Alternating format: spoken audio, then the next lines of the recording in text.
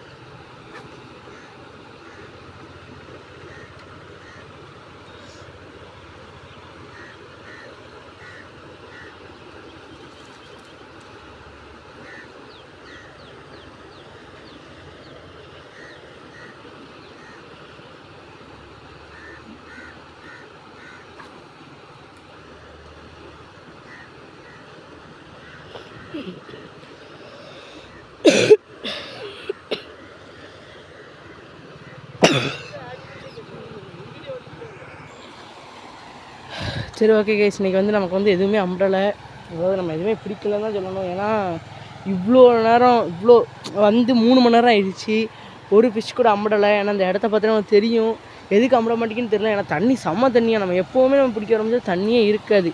இன்றைக்கி தான் சரியான தண்ணி, அதனால தான் அம்படலையோ என்னன்னு தெரில. ஆனால் இவங்கெல்லாம் நேற்று தண்ணியே இல்லாமல் தான் பிடிச்சாங்க. தண்ணி இல்லாத போது தான் இந்த இடத்துல மீன் அம்புடுன்னு தான் நினைக்கிறேன். ஆனால் சத்தியமாக சுத்தமாக முடியல, ஏன்னா 3 மணி நேரம் ஆயிடுச்சா. இந்த இடத்துல ஒரு சுத்தமாக காற்றே அடிக்க மாட்டேங்குது. அதனால தான் 3 மணி நேரம் இந்த இடத்துல கஷ்டப்பட்டு ட்ராவல் பண்ணியிருக்கோம். பார்த்திங்கன்னா உங்களுக்கு தெரியும். அவ்வா இந்த வீடியோ போடுவோன்னு நினைக்க தெரியல, நம்ம மீனே பிடிக்கல. அதே மாதிரி கைஸ் இப்போ என்ன பண்ண போகிறோம் பார்த்திங்கன்னா, நம்ம வந்து இன்றைக்கி சாயங்காலம் ஒரு வீடியோ வரும் நம்ம பைக்கை பற்றி, நம்ம R15 பைக்கை பற்றி ஏதாட்டும் ஒரு சும்மா ஒரு சின்னதாக ஏதாட்டும் ஒரு வீடியோ, சின்னதாக ஒரு வீடியோ மாதிரி ஒன்று பண்ணலான்றது ஒரு வீடியோ வரும் பைக்கை. ஓகேயா, அந்த வீடியோவும் பாருங்கள். ப்ரோ என்ன நினைக்கிங்க? ஒன்றும் முடியலை, அடுத்த திருப்ப கண்டிப்பாக பிடிச்சிடலாம். ராசியே இல்லை கைஸ், நமக்கு வெறியாகுது. இவ்வளோ நேரம் 3 மணி நேரம் ஆயிடுச்சு கைஸ். நம்ம வந்து 3 மணி நேரத்தில் ஒரு மீன் கூட பிடிக்கல. இதை நினச்சா தான் மனசு ரொம்ப கஷ்டமாக இருக்குது. ஆடும் ஓரளவு செட் ஆகிட்டு தான் இருக்குது. சரி ஓகே கைஸ், வீடியோ பிடிச்சிருந்தா லைக் ஷேர் சப்ஸ்கிரைப் பண்ணுங்கள். இதே மாதிரி நிறைய வீடியோ வரும். ஓகே கைஸ், பாய், டேக் கேர், பாய்.